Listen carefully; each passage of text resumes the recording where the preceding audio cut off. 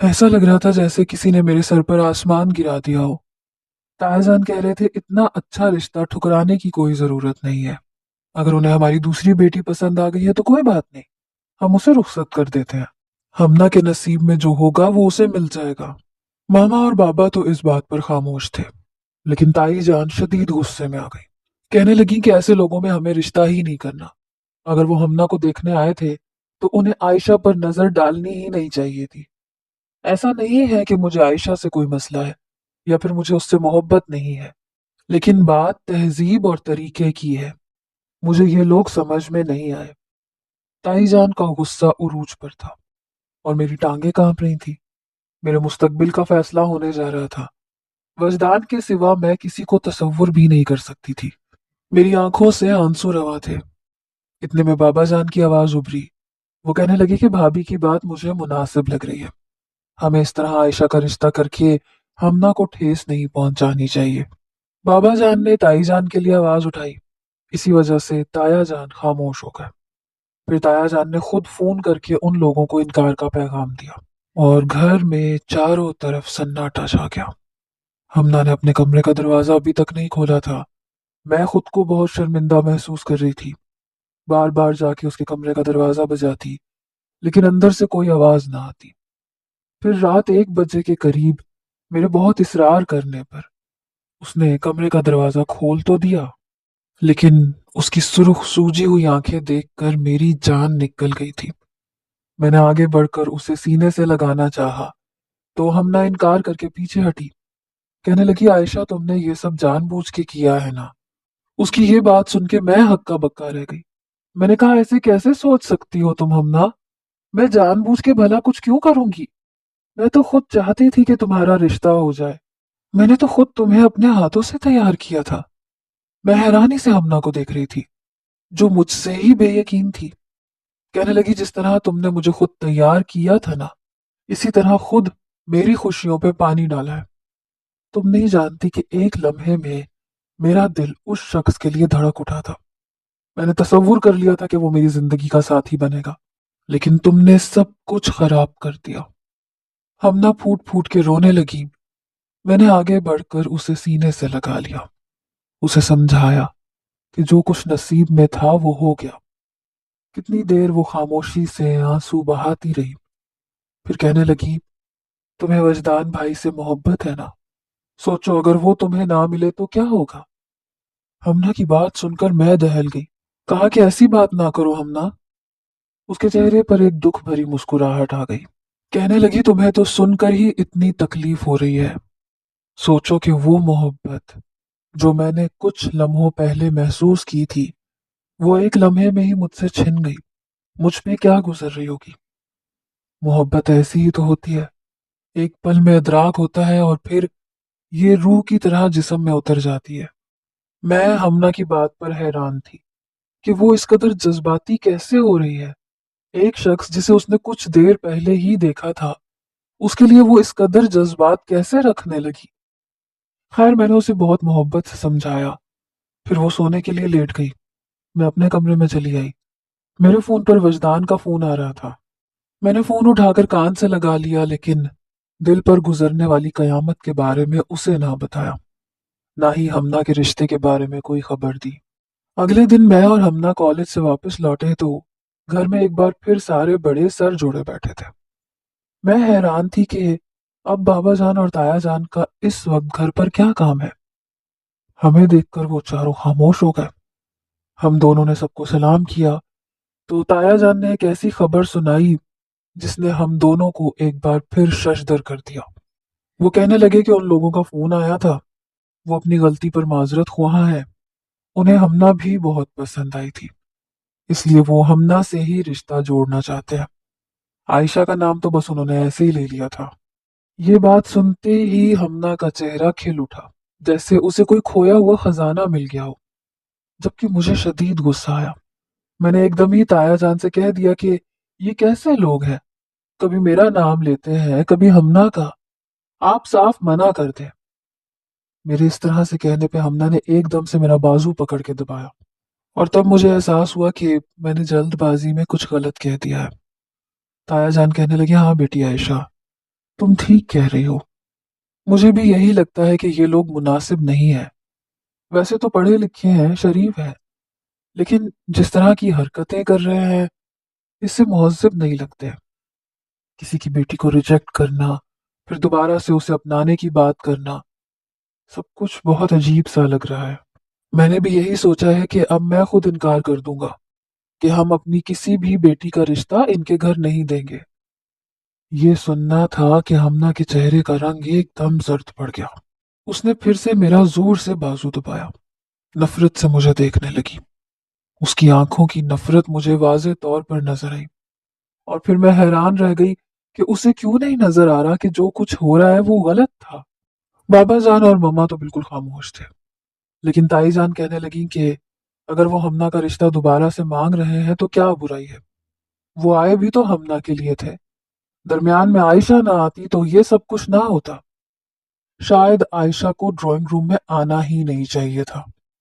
تائی جان کے منہ سے یہ بات سن کر میں نے شرمندگی سے نظریں جھکا لی تھی۔ تایا جان کہہ رہے تھے کہ اس میں بچی کی کیا غلطی ہے، یہ تو ان لوگوں کو سوچنا چاہیے تھا کہ وہ یہاں کیوں آئے ہیں۔ میرا نہیں خیال کہ اب ہمیں انہیں ہاں کہنی چاہیے، میں انہیں صاف منع کرنے والا ہوں۔ یہ کہہ کر تایا جان نے جیسے ہی اپنا موبائل فون نکالا تو ہمنا ایک دم بول پڑی، بابا جان مجھے یہ رشتہ قبول ہے، مجھے کوئی اعتراض نہیں ہے۔ ہمنا کی جذباتیت سب پر پوری طرح عیاں ہو گئی تھی۔ ہر کوئی حیران تھا کہ ہمنا جیسی لڑکی نے کس طرح سے ایسی بات کہہ دی۔ وہ تو بالکل چپ چاپ خاموش رہنے والی لڑکی تھی، صرف مجھے سے زیادہ بات چیت کرتی تھی، میرے علاوہ تو اس کا کوئی دوست بھی نہیں تھا۔ لیکن آج اس نے کھل کر اپنے بابا جان سے اپنے حوالے سے بات کی تھی۔ تایا جان ایک دم خاموش ہو کر اس کی جانب دیکھنے لگے، پھر موبائل فون جیب میں ڈالتے ہوئے کہنے لگے کہ مجھے سوچنے کے لیے وقت چاہیے۔ پھر وہ اپنے کمرے میں چلے گئے۔ تائی جان بھی ان کے پیچھے ہی چلی گئی۔ میں نے ہمنا سے کہا کہ یہ تم کیا کر رہی ہو؟ ہمنا نے غصے سے مجھے دیکھا، کہنے لگی عائشہ بہتر ہوگا کہ اب تم اپنا منہ بند رکھ لو، پہلے ہی تمہاری وجہ سے بہت کچھ خراب ہو چکا ہے، اب مزید کچھ خراب کرنے کی کوشش نہ کرو۔ جب مجھے کوئی اعتراض نہیں ہے تو تمہیں کیا مسئلہ ہے؟ مجھے دو ٹوک لفظوں میں اپنا فیصلہ سناتی ہمنا کمرے میں چلی گئی، اور ہمنا کا یہ روپ میرے لیے بہت حیران کن تھا۔ میں وہی لاؤنج کے صوفے پر ہی ٹک گئی۔ مما نے مجھے ایسے دیکھا تو کہنے لگی کیا بات ہے، جوتے نہیں اتارنے؟ چلو جاؤ چینج کر کے آؤ، میں تمہیں کھانا دیتی ہوں۔ میں نے مما کو دیکھا، میں نے کہا یہ سب کچھ کیا ہو رہا ہے مما؟ ہمنا کو کیا ہو گیا ہے؟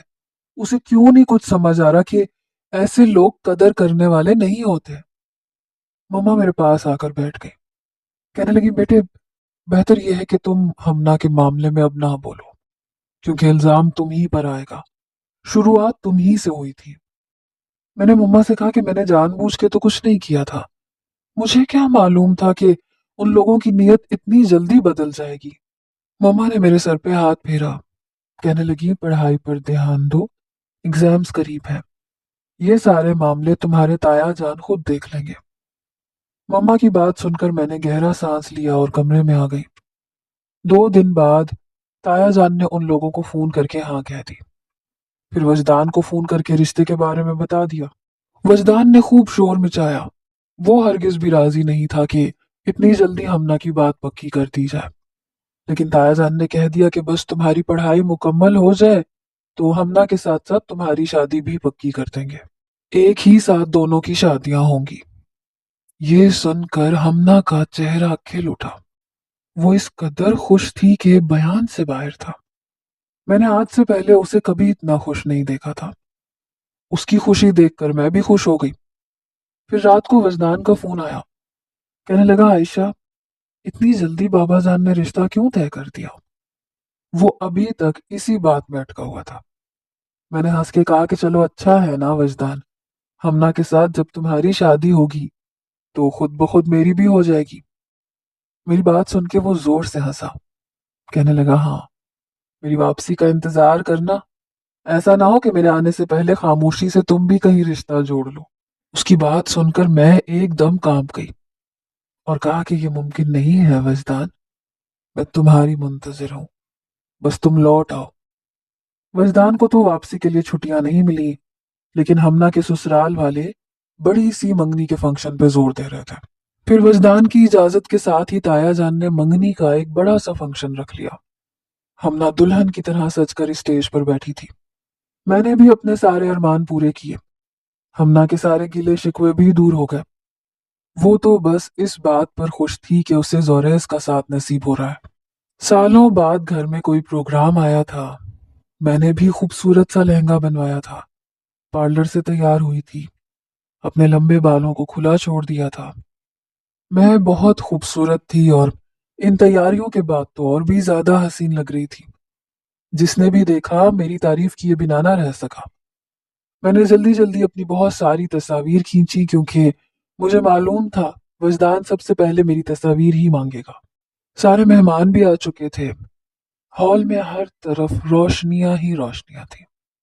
میں گھومتی پھرتی ایک ایک مہمان سے مل رہی تھی، اور پھر جب میں اسٹیج پر ہمنا کے پاس گئی تو اسے دیکھتی رہ گئی۔ وہ واقعی بہت خوبصورت لگ رہی تھی۔ ہمنا کی تعریف کرتے ہوئے میری نظر اس کے برابر میں بیٹھے زوریز پر پڑی تو میرا دل دھک سے رہ گیا۔ اس کی نگاہیں جس طرح سے میرے وجود کا جائزہ لے رہی تھیں، مجھے کچھ عجیب سا محسوس ہوا تھا۔ اس کی آنکھوں کی چمک اور آر پار کر دینے والی نگاہیں مجھے دہلا رہی تھیں۔ میں نے فوراً ہی اس سے نظریں چراتے ہمنا کی تعریف کی تھی اور اس کی خوبصورتی میں کلابیں ملانے لگی تھی۔ بلا شبہ ہمنا واقعی دلہن کے روپ میں بہت جچ رہی تھی۔ میں نے مسکرا کے ہمنا سے کہا کہ آج تو تم بجلیاں گرا رہی ہو۔ اتنے میں اچانک ہی ہمنا کے برابر میں بیٹھا زوریز بول پڑا کہ خوبصورتی میں تو آپ بھی کم نہیں ہیں عائشہ، ایسا لگتا ہے چاند زمین پر اتر آیا ہو۔ اس کی بات سن کر میں پزل ہو گئی۔ ہمنا نے بھی ایک دم حیرت سے زوریز کی جانب دیکھا اور پھر عجیب سی نظروں سے میری طرف۔ میں بنا کچھ کہے فوراً اسٹیج سے نیچے اتر گئی اور پھر سارا وقت میں دوبارہ اسٹیج کی طرف نہیں گئی۔ یوں ہی میں نے ساری تقریب گزار دی۔ آخر میں مما میرے پاس آئی، کہنے لگی کہ فیملی فوٹو ہو رہا ہے، تم کہاں گھوم رہی ہو، اسٹیج پر چلو۔ زبردستی مجھے مما اسٹیج پر لے گئی تو سبھی لوگ اپنی جگہوں پہ بیٹھ چکے تھے، کوئی جگہ خالی نہیں تھی۔ فوٹوگرافر کہنے لگا کہ زوریز کے برابر میں جو تھوڑی سی جگہ خالی ہے آپ وہاں سیٹ ہو جائے۔ میں زوریز کے برابر میں جا کے بیٹھنا نہیں چاہتی تھی، لیکن اس وقت وہاں کوئی تماشا کریٹ کرنا بھی بہت مشکل تھا، اسی لیے میں بس اس صوفے پر ذرا سی ٹک گئی۔ لیکن اچانک ہی مجھے ایسا محسوس ہوا جیسے زوریز نے جان بوجھ کر اپنا ہاتھ میری کمر پر لگایا ہو۔ میں نے ایک دم جھٹکا کھا کر اس کی طرف دیکھا، لیکن وہ فوٹوگرافر کو دیکھ رہا تھا۔ چہرے پر گہری مسکراہٹ تھی۔ فوٹوگرافر مجھے آواز دے کر کہنے لگا، میڈم یہاں دیکھیے۔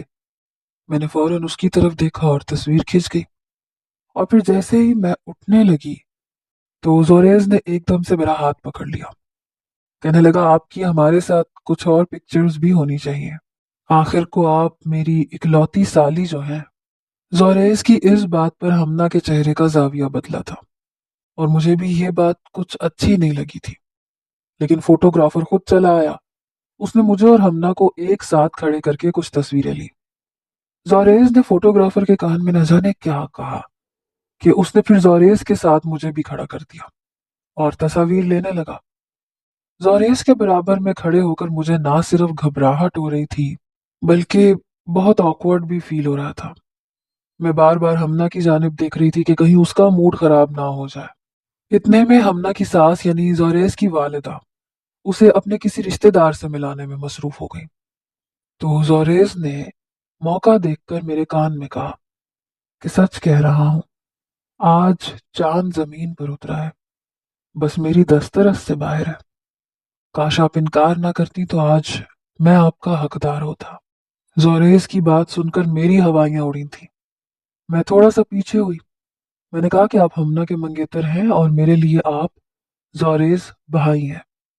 میں نے لفظ بھائی پر جما کے زور دیا تھا۔ وہ ہنس کے کہنے لگا، شادی سے پہلے تو سبھی بھائی ہوتے ہیں، شادی کے بعد ہی تعلق بدلتا ہے۔ اس کی نگاہوں میں ابھی بھی ویسی ہی چمک تھی۔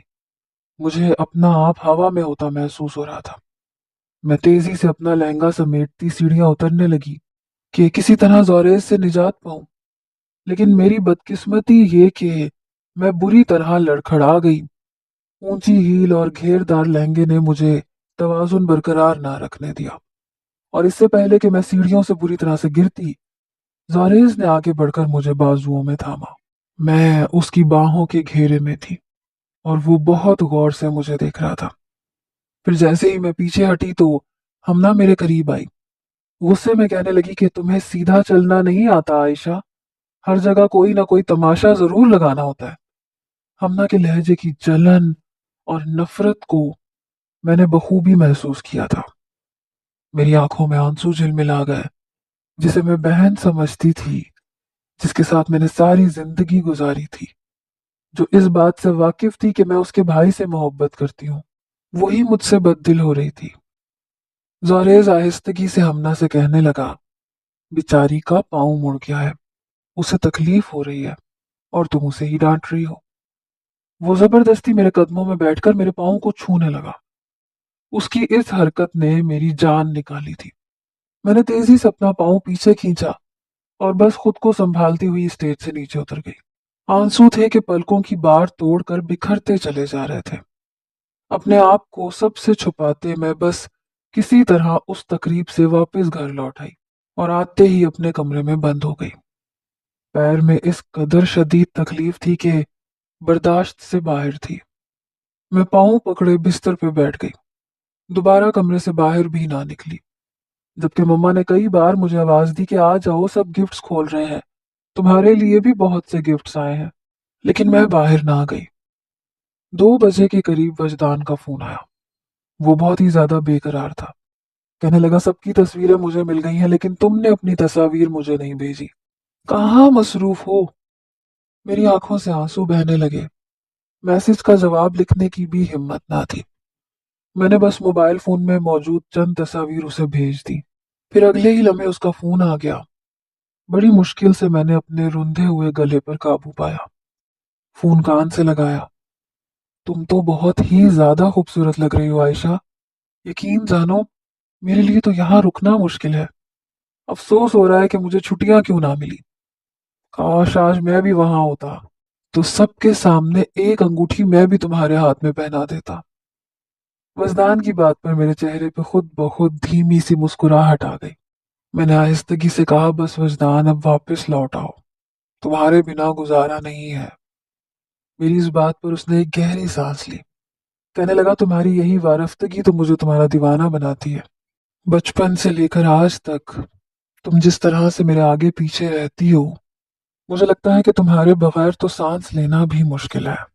میں بھی بہت مشکل سے جدائی کے یہ دن کاٹ رہا ہوں، بہت جلد تمہارے پاس آ جاؤں گا۔ کافی دیر تک میں وجدان سے باتیں کرتی رہی اور پھر سب کچھ بھول کر سو گئی۔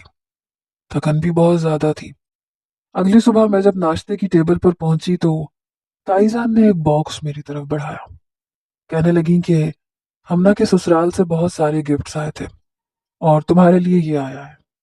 میں نے جیسے ہی وہ باکس کھولا تو حیران رہ گئی۔ ایک ہیرے کی انگوٹھی اس میں پوری طرح جگمگا رہی تھی اور تائی جان کے چہرے پر عجیب سے تاثرات تھے۔ میں نے حیرت سے پوچھا کہ یہ انگوٹھی میری ہے؟ وہ کہنے لگی ہاں، یہ زوریز نے تمہارے لیے بطور تحفہ دیا ہے۔ یہ کہتے ہوئے ان کے چہرے پہ کوئی خوشی نہیں تھی بلکہ ایک عجیب سا تاثر تھا۔ پھر تھوڑی دیر بعد مجھے پتا چل گیا کہ ایسا کیوں ہے۔ ہمنا اپنے کمرے سے نکل کر آئی اور اس نے اپنی منگنی کی انگوٹھی میرے سامنے لہرائی، کہنے لگی یہ میرے لیے آئی ہے اور وہ تمہارے لیے۔ اس نے انگوٹھی اتار کر ٹیبل پر رکھ دی اور پیچھے ہو کر بیٹھ کر میرا چہرہ دیکھنے لگی۔ میں نے اس کی انگوٹھی اٹھائی تو وہ سونے کی ایک خوبصورت انگوٹھی تھی، لیکن اس میں کوئی ہیرا نہیں تھا، اور یہی بات تھی کہ شاید ہمنا کا غصہ آسمان پر تھا۔ ظاہر سی بات تھی، منگنی اس کی تھی تو یہ قیمتی انگوٹھی بھی اسی کو ملنی چاہیے تھی۔ میں نے وہ انگوٹھی واپس ہمنا کے آگے بڑھائی اور کہا کہ ہمنا، میں اتنا قیمتی تحفہ نہیں لے سکتی، یہ تحفہ بھی تمہارے لیے ہی ہوگا، شاید غلط فہمی ہو گئی ہے۔ ہمنا نے تو کچھ نہ کہا لیکن تائی جان کہنے لگی، نہیں، زوریز نے خود یہ میرے ہاتھ میں دی ہے، کہا ہے کہ یہ تمہارے لیے ہے، اس لیے اب تم ہی اسے سنبھالو۔ تائی جان اٹھ کر اپنے کمرے میں چلی گئی۔ ان کے انداز کی برہمی دیکھ کر میں حیران رہ گئی۔ ایسے لگ رہا تھا جیسے میں نے کوئی گناہ کر دیا ہو، جبکہ میری تو کوئی غلطی بھی نہیں تھی۔ اور ہم نہ اپنی انگوٹھی بھی ٹیبل پر چھوڑ کر اپنے کمرے میں چلی گئی۔ مما نے میری جانب دیکھا، کہنے لگی بیٹا مجھے یہ سب کچھ بہت عجیب لگ رہا ہے۔ نہ جانے کیا بات ہے لیکن مجھے زوریز کا اور اس کے گھر والوں کا رویہ سمجھ نہیں آ رہا۔ جب منگنی ہمنا سے ہوئی تھی تو پھر قیمتی انگوٹھی بھی اسے ہی دینی چاہیے تھی۔ مجھے لگتا ہے کہ مجھے بھائی صاحب سے بات کرنی چاہیے۔